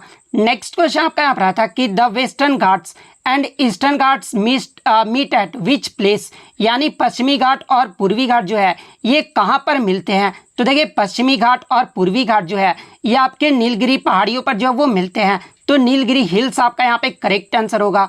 नेक्स्ट क्वेश्चन आपका यहाँ पर आता है कि गणेश रथ temple is located in which state. तो देखिए ये जो आपका गणेश रथ जो मंदिर है ना, ये किस राज्य में स्थित है। लेकिन कुछ बच्चों ने बताया कि क्वेश्चन ये पूछा गया था कि गणेश रथ मंदिर जो है ये तमिलनाडु के किस शहर में स्थित है। तो देखिए गणेश रथ मंदिर जो है ये आपका तमिलनाडु राज्य में स्थित है और ये आपका महाबलीपुरम शहर में स्थित है। तो अगर शहर पूछा गया था तो महाबलीपुरम आपका करेक्ट आंसर होगा। अगर राज्य पूछा गया था तो तमिलनाडु आपका यहाँ पे करेक्ट आंसर होगा। नेक्स्ट क्वेश्चन आपका यहाँ पर आता है कि होलिका दहन से क्या मतलब है, यानी होलिका दहन जो है ये किसका प्रतीक माना जाता है। तो देखिए मैं आपको बता दूं कि होलिका दहन जो है ये प्रत्येक वर्ष फागुन मास की पूर्णिमा तिथि को जो है होलिका दहन जो है वो किया जाता है और इसे जो है बुराई पर अच्छाई का जो है वो प्रतीक माना जाता है, क्योंकि इसी दिन जो है नारायण के भक्त प्रहलाद को जलाने के उद्देश्य के साथ जो है अग्नि में बैठी होलिका खुद जलकर जो है वो भस्म हो गई थी। मैं आपको बता दूं कि आपके जो ये आपका होलिका थी ना, इन्हें जो है आग में न जलने का जो वरदान जो है वो दिया गया था, लेकिन होलिका के दिन जो है ये खुद जो है वो जलकर भस्म हो गई थी। तो यानी होलिका दहन ये जो है किसका प्रतीक माना जाता है, तो ये आपका बुराई पर अच्छाई का प्रतीक माना जाता है। तो बुराई पर अच्छाई आपका करेक्ट आंसर होगा। नेक्स्ट क्वेश्चन आपका यहाँ पर आता है कि thyroid deficiency is due to which element, यानी थायराइड ग्रंथि की जो कमी है ना ये किस तत्व के कारण होती है। तो देखिए थायराइड जो डिफिशियंसी होता है ना ये आपका आयोडीन की कमी के कारण होता है। तो आयोडीन आपका यहाँ पे करेक्ट आंसर होगा। नेक्स्ट क्वेश्चन आपका यहाँ पर आता है कि कृषि कानून निरसन विधेयक यानी फार्म्स लॉज रिपेल बिल जो है ये किस मंत्रालय से संबंधित है। तो देखिए मैं आपको बता दूं कि कृषि कानून निरसन विधेयक को जो है ये आपका 2021 में जो है वो पारित जो है वो किया गया था और ये जो विधेयक था ना जिसका उद्देश्य 3 कृषि कानून को जो है वो निरस्त करना था और इसे जो है केंद्रीय कृषि और किसान कल्याण मंत्री यानी union minister of agriculture and farmers welfare Narendra Singh Tomar के द्वारा जो है इसे सदन में जो है वो पेश किया था। तो union minister of agriculture and farmer welfare आपका करेक्ट आंसर होगा। नेक्स्ट क्वेश्चन आपका यहाँ पर आता है कि which among of the following is the cofounder of Darpan Academy of Performing Arts and got 1965 Padma Shri award, यानी निम्नलिखित में से कौन दर्पण एकेडमी ऑफ परफॉर्मिंग आर्ट्स के जो है वो सह संस्थापक हैं जिन्हें 1965 में पद्मश्री अवार्ड से जो वो सम्मानित किया गया था। तो देखिए मैं आपको बता दूं कि दर्पण एकेडमी ऑफ परफॉर्मिंग आर्ट्स ये जो आपका अहमदाबाद गुजरात में प्रदर्शन कला का जो है एक स्कूल है जिसे 1949 में मृणालिनी साराभाई और उनके पति विक्रम साराभाई के द्वारा जो वो स्थापित किया गया था और मृणालिनी साराभाई को जो है इनके योगदान के लिए 1965 में जो वो पद्मश्री पुरस्कार से सम्मानित किया गया था। तो 1965 आपका यहाँ पे मृणालिनी साराभाई आपका यहाँ पे करेक्ट आंसर होगा। इसके अलावा मैं आपको बता दूं कि मृणालिनी साराभाई को जो है 1992 में पद्म भूषण पुरस्कार से भी जो वो सम्मानित किया गया था। तो ये फैक्ट भी आपको ध्यान में रखना है।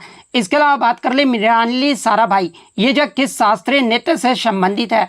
तो देखिए मृणालिनी साराभाई जो है ये आपका भरतनाट्यम और कथकली नृत्य से संबंधित है।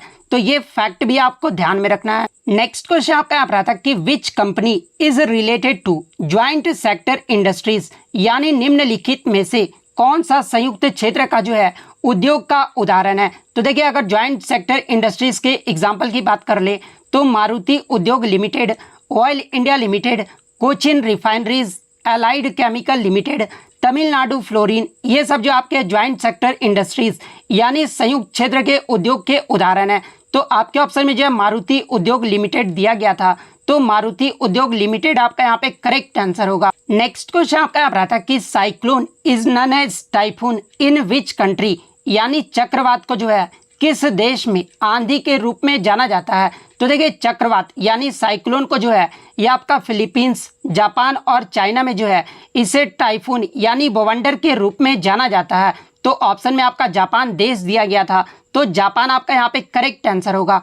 नेक्स्ट क्वेश्चन आपका यहाँ पर आता है कि which micro nutrient is received from soil in plant, यानी पौधे में मिट्टी से जो है कौन सा सूक्ष्म पोषक तत्व जो है वो प्राप्त होता है। तो देखिए मैं आपको बता दूं कि पौधे के वृद्धि के लिए आवश्यक 17 तत्वों में से जो है 8 सूक्ष्म जो है वो आपके पोषक तत्व हैं, और वो 8 सूक्ष्म पोषक तत्व कौन कौन से हैं? तो पहला आपका बोरोन, सेकंड आपका क्लोरीन, थर्ड आपका कॉपर, फोर्थ आपका आयरन, फिफ्थ आपका मैंगनीज, सिक्स्थ आपका मॉलिब्डेनम, सेवेंथ आपका जिंक और एट्थ आपका निकल। ये सब जो है 8 सूक्ष्म पोषक तत्व है, और ऑप्शन में आपका आयरन दिया गया था, तो आयरन जो है आपका यहाँ पे करेक्ट आंसर होगा। नेक्स्ट क्वेश्चन आपका यहाँ पर आता है कि बदरुद्दीन तैयबजी कांग्रेस के किस अधिवेशन के जो है पहले मुस्लिम अध्यक्ष बने थे? तो देखिए मैं आपको बता दूं कि कांग्रेस के आपके जो पहले मुस्लिम अध्यक्ष थे ना, ये आपके बदरुद्दीन तैयबजी थे, और ये जो आपके वर्ष 1887 के मद्रास अधिवेशन की जो है अध्यक्षता है इन्होंने ही की थी, तो आपके जो 1887 आपका करेक्ट आंसर होगा। नेक्स्ट क्वेश्चन आपका यहाँ पर आता है कि what are the tools of RBI monetary policy, यानी आरबीआई मौद्रिक नीति के जो है मुख्य उपकरण क्या क्या हैं? तो देखिए आरबीआई मौद्रिक नीति के जो मुख्य उपकरण है ना, एक तो आपका कैश रिजर्व रेशियो है, सेकंड आपका स्टैट्यूटरी लिक्विडिटी रेशियो है, थर्ड आपका बैंक रेट है, फोर्थ आपका रेपो रेट है, फिफ्थ आपका रिवर्स रेपो रेट है, और सिक्स्थ आपका ओपन मार्केट ऑपरेशन है। ये सभी जो आपके मौद्रिक नीति के जो है मुख्य उपकरण है, जहाँ पे ऑप्शन में आपका बैंक रेट दिया गया था, तो बैंक रेट आपका यहाँ पे करेक्ट आंसर होगा। नेक्स्ट क्वेश्चन आपका यहाँ पर आता है कि पश्चिम बंगाल के पूर्व में जो है कौन सा देश है? तो देखिए पश्चिम बंगाल के पूर्व में जो है ये आपका बांग्लादेश है, तो बांग्लादेश आपका यहाँ पे करेक्ट आंसर होगा। नेक्स्ट क्वेश्चन आपका यहाँ पर आता है कि चिदम्बरम मंदिर जो कि आपका तमिलनाडु राज्य में स्थित है, इसमें जो गोपुरम पर किस नृत्य को जो वो दर्शाया गया है? तो देखिए ये जो आपका चिदम्बरम मंदिर के गोपुरम पर जो है ये आपका भरतनाट्यम नृत्य को जो वो दर्शाया गया है, तो भरतनाट्यम नृत्य आपका यहाँ पे करेक्ट आंसर होगा। इसके अलावा मैं आपको बता दूं कि भरतनाट्यम नृत्य जो है इससे पहले सादिर या दासी अट्टम के रूप में भी जो वो जाना जाता था, तो ये फैक्ट भी आपको ध्यान में रखना है। नेक्स्ट क्वेश्चन आपका यहाँ पर आता है कि who is given universal adult franchise, यानी सार्वभौमिक वयस्क मताधिकार, ये जो किसे दिया जाता है? तो देखिए सार्वभौमिक वयस्क मताधिकार ये जो आपके सिटीजन ऑफ इंडिया ओनली, यानी केवल भारतीय नागरिक को जो है वो दिया जाता है, तो केवल भारतीय नागरिक आपका यहाँ पे करेक्ट आंसर होगा। इसके अलावा मैं आपको बता दूं कि आपके जो है यूनिवर्सल एडल्ट फ्रेंचाइज यानी सार्वभौमिक वयस्क मताधिकार का जो अर्थ होता है ना, वो सभी वयस्कों को मतदान करने का जो है वो अनुमति देता है, यानी हमारे संविधान में 18 साल के ऊपर जितने भी जो लोग होते हैं ना, उन्हें जो वोट देने का अधिकार जो वो दिया जाता है, तो ये फैक्ट भी आपको ध्यान में रखना है। नेक्स्ट क्वेश्चन आपका यहाँ पर आया था अली अकबर खान का संबंध ये जो किस वाद्य यंत्र से है? तो देखिए अली अकबर खान का जो संबंध है ना, ये सरोद वाद्य यंत्र से है, तो सरोद आपका यहाँ पे करेक्ट आंसर होगा।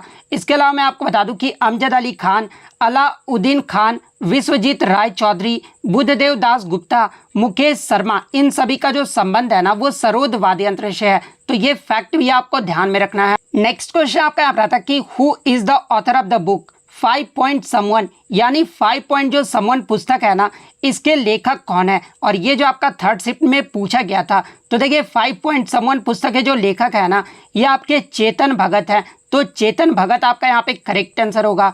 नेक्स्ट क्वेश्चन आपका यहाँ पर आता कि former governor of RBI Urjit Patel is the present head of, यानी आरबीआई के पूर्व गवर्नर उर्जित पटेल जो है ये किसके वर्तमान में प्रमुख यानी उपाध्यक्ष हैं?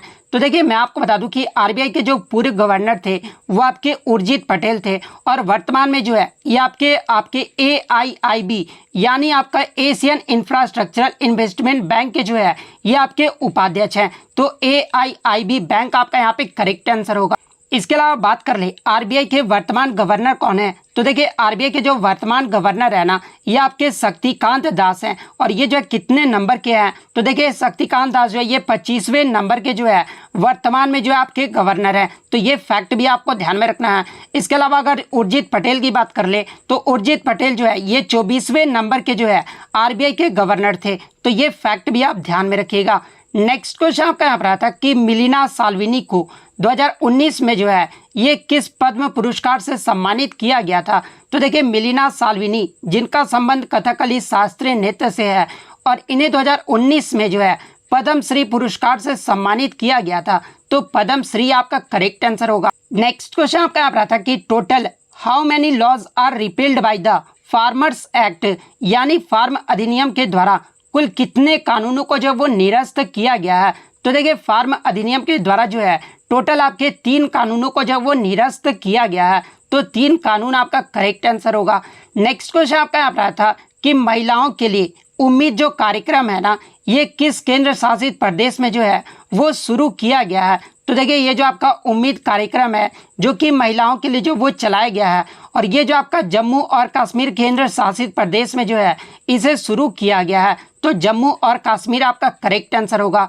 नेक्स्ट क्वेश्चन आपका यहाँ पर था कि रेट ऑट विच आरबीआई, यानी वह दर जिस पर भारतीय रिजर्व बैंक जो है सरकारी प्रतिभूतियों के बदले भारत में बैंक या फिर वित्तीय जो संस्थान यानी जो फाइनेंशियल इंस्टीट्यूशन होते हैं ना, उन्हें जो धन जो वो उधार देता है वो जो है क्या कहलाता है। तो देखिए वह दर जिस पर भारतीय रिजर्व बैंक यानी आरबीआई जो है सरकारी प्रतिभूतियों के बदले भारत में वित्तीय संस्थान या फिर बैंकों को जो है धन उधार देता है, इसे जो वो रेपो रेट कहा जाता है। तो रेपो रेट आपका यहाँ पे करेक्ट आंसर होगा।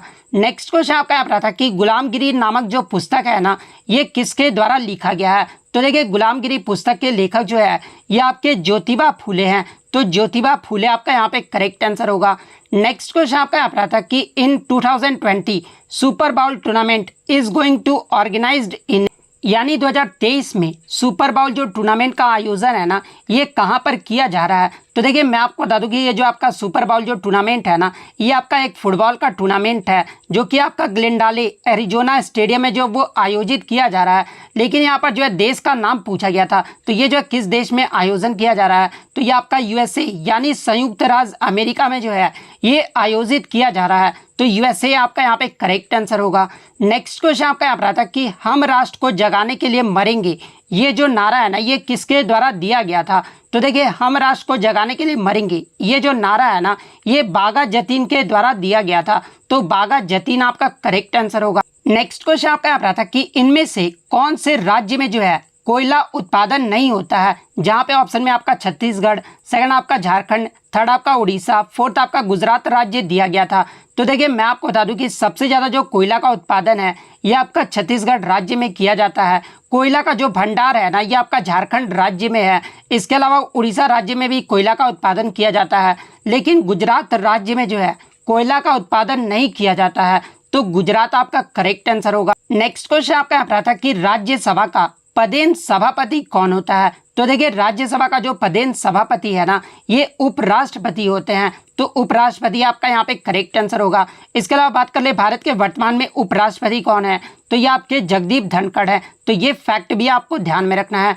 नेक्स्ट क्वेश्चन आपका यहाँ पर था कि चीन का जो है आधिकारिक भाषा पूछा गया था। तो देखिए चीन का जो ऑफिशियल लैंग्वेज है ना, ये आपका मंदारिन है। तो मंदारिन आपका करेक्ट आंसर होगा। नेक्स्ट क्वेश्चन आपका यहाँ पर था कि कौन सा ग्रह जो है उल्टा दिशा यानी एंटी क्लॉकवाइज में जो है वो घूर्णन करता है। तो देखिए ये जो आपका शुक्र ग्रह है ना, ये आपका एंटी क्लॉकवाइज में जो है ये घूर्णन करता है। तो शुक्र आपका यहाँ पे करेक्ट आंसर होगा। नेक्स्ट क्वेश्चन आपका यहाँ पर था कि भारत में कच्छ का जो रण है ना, ये किस क्षेत्र में स्थित है। तो देखिए भारत में कच्छ का जो रण है ना, ये भारतीय राज्य गुजरात में थार रेगिस्तान जैव भौगोलिक क्षेत्र में स्थित है। तो ऑप्शन में आपका जो है थार मरुस्थल दिया गया था, तो थार रेगिस्तान आपका यहाँ पे करेक्ट आंसर होगा। नेक्स्ट क्वेश्चन आपका यहाँ पर था कि मोहनजोदड़ो ये जो है किस सभ्यता का हिस्सा है। तो देखिए अगर मोहनजोदड़ो की बात कर ले तो ये आपके प्राचीन सिंधु घाटी सभ्यता का सबसे बड़े शहरों में से एक था, जिसे हड़प्पा सभ्यता यानी आपके जो है आपके जो है हड़प्पा सभ्यता के रूप में भी जो वो जाना जाता है। तो हड़प्पा सभ्यता आपका यहाँ पे करेक्ट आंसर होगा। इसके अलावा एग्जाम में मोहनजोदड़ो का जो है मतलब यानी अर्थ पूछा जाता है। तो देखिए मोहनजोदड़ो का जो मतलब होता है ना, ये आपके मुर्दों का टीला होता है। इसके अलावा मोहनजोदड़ो की जो खोज है ना, ये आपके राखलदास बनर्जी के द्वारा 1922 ईस्वी में किया गया था। तो ये फैक्ट भी आपको ध्यान में रखना है। नेक्स्ट क्वेश्चन आपका यहाँ पर था कि उस्ताद अमजद अली खान ये जो किस वाद्य यंत्र से संबंधित है। तो देखिए उस्ताद अमजद अली खान जो है ये आपके सरोद वाद्य यंत्र से संबंधित है। तो सरोद वाद्य यंत्र आपका करेक्ट आंसर होगा। नेक्स्ट क्वेश्चन आपका यहाँ पर था कि तेलुगु नव वर्ष को किस त्योहार के नाम से भी जो वो जाना जाता है। तो देखिए तेलुगु नव वर्ष को जो है ये आपका युगादि त्योहार के रूप में भी जो है वो जाना जाता है। तो उगादि आपका यहाँ पे करेक्ट आंसर होगा। इसके अलावा मैं आपको बता दूं कि उगादि त्योहार जो है ये प्रमुख रूप से कर्नाटक, आंध्र प्रदेश और तेलंगाना जैसे राज्यों में जो है ये नव वर्ष के रूप में मनाया जाता है। तो ये फैक्ट भी आपको ध्यान में रखना है। इसके अलावा तमिल नव वर्ष को जो है किस रूप में जाना जाता है। तो देखिए तमिल नववर्ष को जो है ये आपका पुथंडू या फिर वरुसा पिरुप्पी के रूप में जो है इसे जाना जाता है। तो ये फैक्ट भी आपको ध्यान में रखना है। नेक्स्ट क्वेश्चन आपका यहाँ पर था कि what is the formula of unemployment rate, यानी बेरोजगारी दर को जो है गणना किस प्रकार से की जाती है। तो देखिए बेरोजगारी दर की जो गणना है ना, ये आपके अनएम्प्लॉयमेंट वर्कर्स यानी जो आपके बेरोजगार जो श्रमिक होते हैं उनको जो वो आपके टोटल लेबर फोर्स यानी श्रम बल से जो वो डिवाइड किया जाता है और 100 से जो वो मल्टीप्लाई किया जाता है। इस प्रकार से जो है बेरोजगारी दर की जो कैलकुलेशन है वो की जाती है। तो ये आपका यहाँ पे करेक्ट आंसर होगा। नेक्स्ट क्वेश्चन आपका यहाँ पर था कि गुरुत्वाकर्षण यानी ग्रेविटी जो है ये सबसे ज़्यादा कहाँ पर होता है। तो देखिए जी का जो मान है ना, सबसे ज़्यादा ये आपका ध्रुव यानी पोल पर होता है। तो पोल आपका यहाँ पे करेक्ट आंसर होगा। इसके अलावा बात कर ले ग्रेविटी सबसे कम यानी जो आपका कहाँ पर होता है, तो ये आपका भूमध्य रेखा यानी इक्वेटर पर होता है। तो ये फैक्ट भी आपको ध्यान में रखना है। नेक्स्ट क्वेश्चन आपका यहाँ पर था कि यकृत यानी लीवर से जो है ये कौन सा रस निकलता है। तो देखिए लीवर से जो है आपका पित्त रस यानी बाइल जूस निकलता है। तो पित्त रस आपका करेक्ट आंसर होगा। नेक्स्ट क्वेश्चन आपका यहाँ पर था कि निम्नलिखित में से कौन सा नृत्य जो है ये राजस्थान का लोक नृत्य है। तो ऑप्शन में आपका घूमर दिया गया था। तो देखिए ये जो आपका घूमर है ना, ये राजस्थान राज्य का एक लोक नृत्य है। तो घूमर आपका यहाँ पे करेक्ट आंसर होगा। इसके अलावा मैं आपको बता दूं कि कालबेलिया, भवई, कच्ची घोड़ी, गैर, चारी कठपुतली, चांग, तेरह ताली, ये सभी जो नृत्य है ना ये राजस्थान के लोक नृत्य है। तो ये फैक्ट भी आपको ध्यान में रखना है। नेक्स्ट क्वेश्चन आपका यहाँ पर है ऑस्ट्रेलिया का जो है राजधानी पूछा गया था और ये जो आपका रीजनिंग में जो वो प्रश्न पूछा गया था। तो देखिए ऑस्ट्रेलिया की जो राजधानी है ना ये कैनबरा है। तो कैनबरा आपका यहाँ पे करेक्ट आया था कि रोमांसिंग विथ लाइफ ये जो है किसकी ऑटोबायोग्राफी यानी आत्मकथा है। तो देखिए रोमांसिंग विथ लाइफ ये जो आपका भारतीय अभिनेता देव आनंद की आत्मकथा है। तो देव आनंद आपका यहाँ पे करेक्ट आंसर होगा। इसके अलावा मैं आपको बता दूं कि देव आनंद को जो है वर्ष 2001 में कला के क्षेत्र में जो है भारत सरकार के द्वारा पद्म भूषण से भी जो है वो सम्मानित किया गया था। तो ये फैक्ट भी आपको ध्यान में रखना है। नेक्स्ट क्वेश्चन आपका यहाँ पर था कि अक्टूबर 2022 में हरदीप सिंह पुरी के द्वारा एशिया का सबसे बड़ा कंप्रेस्ड बायोगैस संयंत्र इसका जो उद्घाटन है ना ये कहाँ पर किया गया था। तो देखिए अक्टूबर 2022 में हरदीप सिंह पुरी के द्वारा जो है पंजाब के संगरूर के लहरगागा में जो है एशिया का सबसे बड़ा कंप्रेस्ड बायोगैस संयंत्र का जो उद्घाटन है वो किया गया था। तो पंजाब आपका यहाँ पे करेक्ट आंसर होगा। नेक्स्ट क्वेश्चन आपका यहाँ पर आया था कि तालीकोटा का जो युद्ध है ये किस वर्ष लड़ा गया था। तो देखिए तालीकोटा का जो युद्ध है ना ये आपका 23 जनवरी 1565 को दक्कन के सल्तनत और विजयनगर साम्राज्य के बीच जो है ये तालीकोटा का युद्ध लड़ा गया था। तो 23 जनवरी 1565 आपका यहाँ पे करेक्ट आंसर होगा। इसके अलावा मैं आपको बता दूं कि तालीकोटा का युद्ध में जो है विजयनगर साम्राज्य के जो वो हार का सामना जो वो करना पड़ा था। इसके अलावा तालीकोटा के युद्ध को जो है राक्षसी तंगड़ी का युद्ध या फिर बनीहट्टी का युद्ध के नाम से भी जो है इस युद्ध को जाना जाता है। तो ये फैक्ट भी आपको ध्यान में रखना है। इसके अलावा एग्जाम में एक प्रश्न और यहाँ से पूछा जाता है कि जब तालीकोटा की लड़ाई हो रही थी उस समय जो है विजयनगर साम्राज्य के जो है शासक कौन थे। तो देखिए जब तालीकोटा की जो लड़ाई हो रही थी ना उस समय सदाशिव राय जो थे ये आपके विजयनगर साम्राज्य के जो है ये आपके शासक थे। तो ये फैक्ट भी आप ध्यान में रखिएगा। नेक्स्ट क्वेश्चन आपका यहाँ पर आता है कि भारतीय संविधान के किस भाग में केंद्र शासित प्रदेशों का जो प्रावधान यानी उल्लेख जो है वो किया गया है। तो देखिए भारतीय संविधान के भाग 8 और अनुच्छेद 239 से 242 तक जो है केंद्र शासित प्रदेशों का जो उल्लेख है वो किया गया है। तो भाग 8 आपका यहाँ पे करेक्ट आंसर होगा। नेक्स्ट क्वेश्चन आपका यहाँ पर आया था कि केंद्र शासित प्रदेश जिनकी अपनी निर्वाचित विधानसभा नहीं है उनके प्रशासन के लिए जो है कौन जिम्मेदार होता है। तो देखिए मैं आपको बता दूं कि भारतीय संविधान के अनुच्छेद 239 के अनुसार जो है भारत के राष्ट्रपति जो है केंद्र शासित प्रदेश के जो है ये मुख्य प्रशासक होते हैं। तो राष्ट्रपति आपका यहाँ पे करेक्ट आंसर होगा।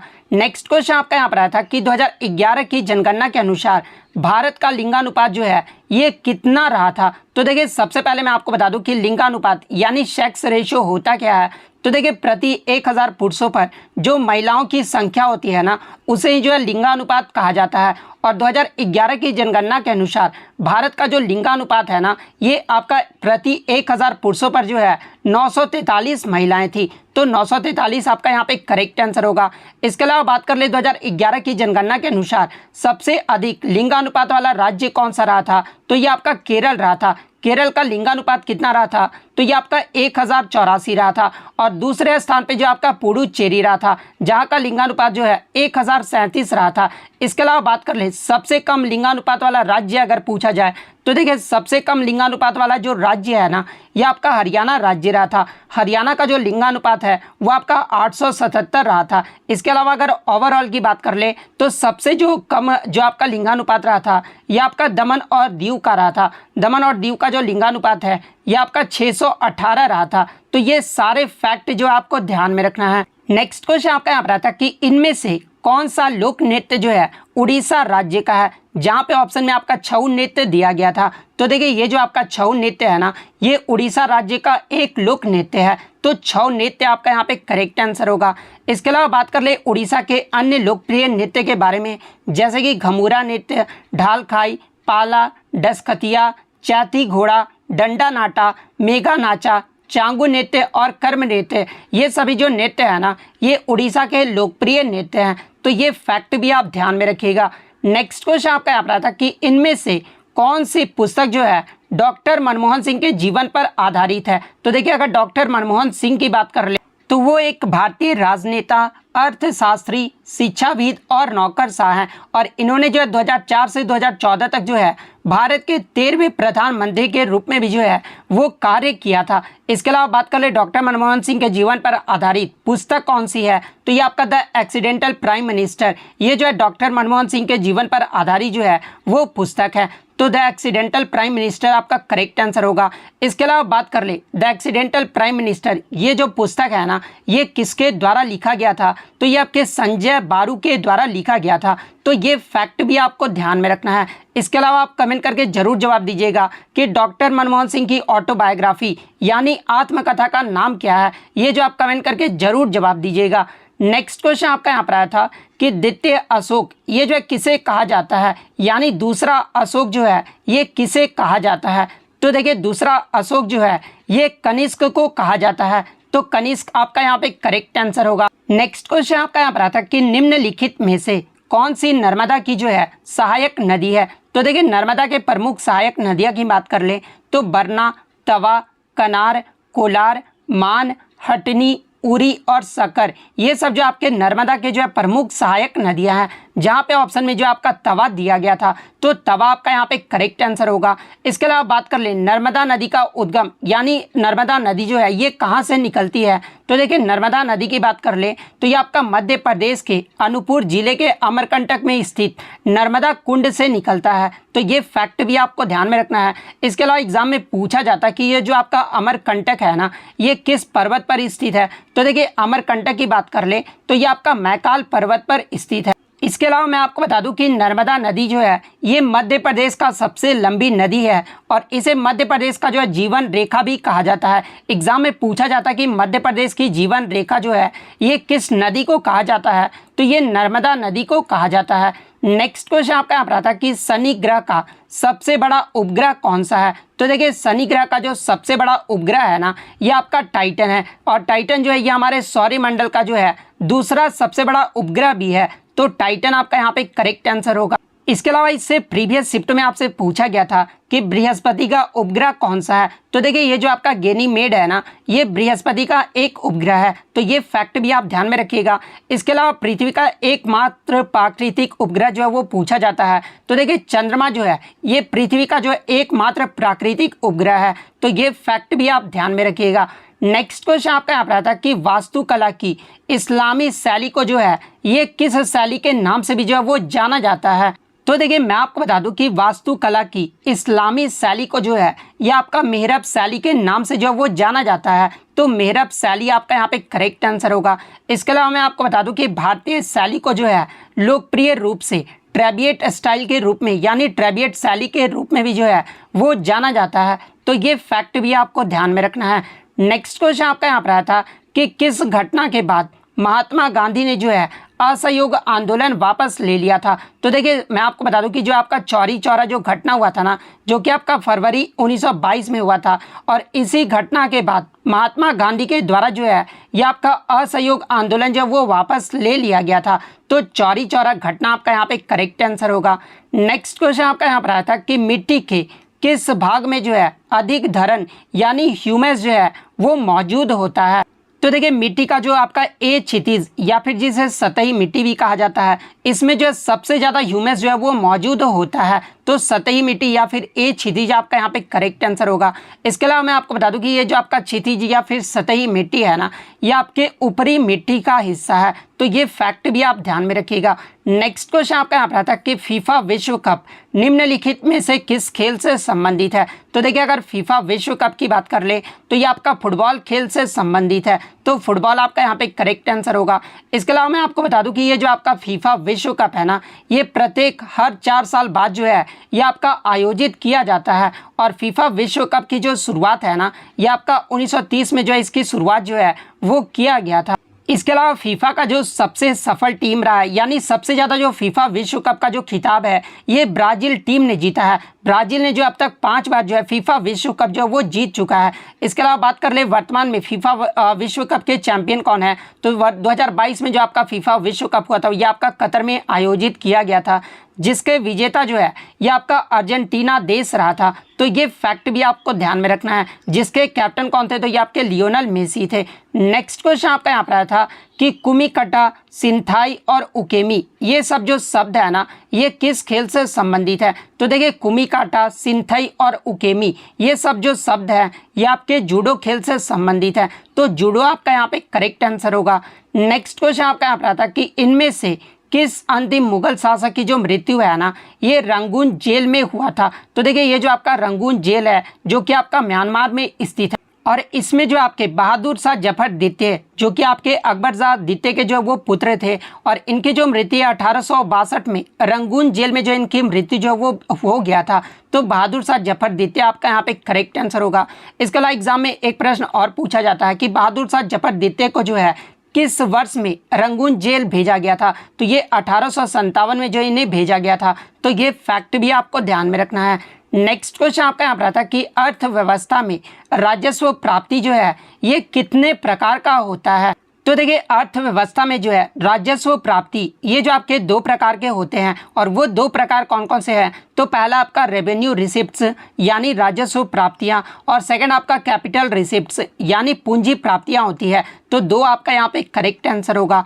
नेक्स्ट क्वेश्चन आपका यहाँ पर आता है कि किस विटामिन से हड्डियों को जो है वो मजबूती मिलती है। तो देखिए मैं आपको बता दूं कि कैल्शियम तत्व से जो है हड्डियों को मजबूती जो है वो प्रदान करता है, और विटामिन डी से जो है हड्डियों को मजबूती जो है वो मिलता है। तो विटामिन डी आपका यहाँ पे करेक्ट आंसर होगा। नेक्स्ट क्वेश्चन आपका यहाँ पर आता है कि इनमें से कौन सा तत्व जो है उत्कृष्ट गैस यानी नोबल गैस है। तो देखिए नोबल गैस को जो है आपका अक्रिय गैस भी कहा जाता है, और अक्रिय गैस में आपके कौन कौन से तत्व आ जाते हैं। तो देखिए helium, neon, argon, krypton, xenon और रेडोन ये सभी जो तत्व है ना, ये आपके अक्रिय गैस यानी नोबल गैस में जो ये आपके आ जाते हैं। जहाँ पे ऑप्शन में आपका हीलियम दिया गया था, तो हीलियम जो आपका यहाँ पे करेक्ट आंसर होगा।